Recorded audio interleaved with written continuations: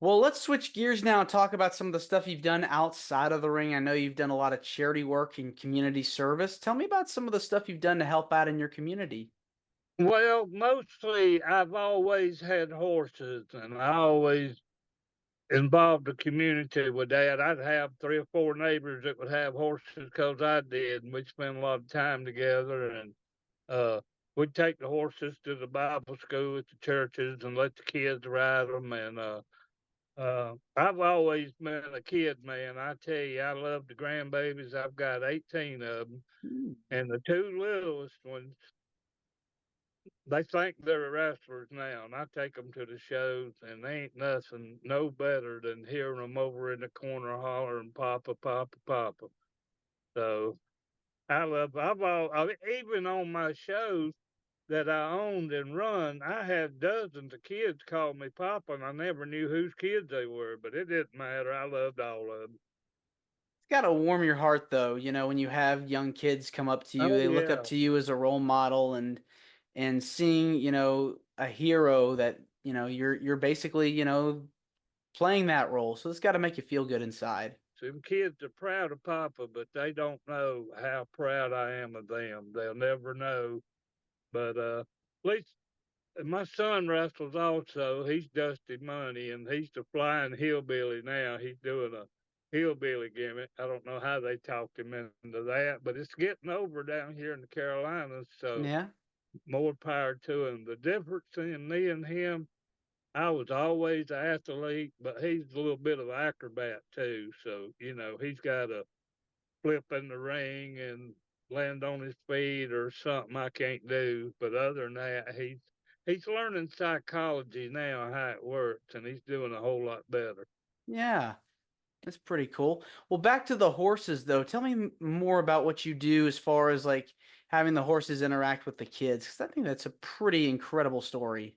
Well, we had trails in the neighborhood here, and it was, you take somebody that's never rode a horse and put them on it, and that's one of the biggest things in their world. You can't believe how many people can't sit on a horse without falling off, but it's something really simple. It's just balance and keeping yourself straight up. And yeah, I done some things with the church where we carried the kids through, and uh, around Halloween we'd have a hay ride and have it loaded down with kids, and just a lot of things I done through the years. I even owned a go-kart track one time, and all my kids had go-karts, and I couldn't believe as a grown man I got me another go-kart, but had to have one 'cause the kids did. But yeah, that was real fun too.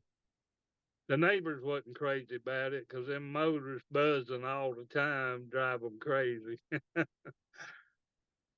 I think, it's pretty important for kids to have fun and experience. Well, for all of us, obviously, but especially for young children, to have a childhood and give them something to look forward to every day. And so you're providing something for them. It's very Oh more. yeah. It's more very important. Well, interacting with them. I mean, you making memories.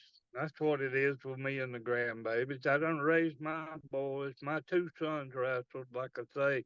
One of them's Dusty Money, and the other was Easy Money. And Easy don't wrestle anymore, but Dusty Money's wide open, and I'm loving having his kids around too. What is it about giving back to the community that, just is so heartwarming for you?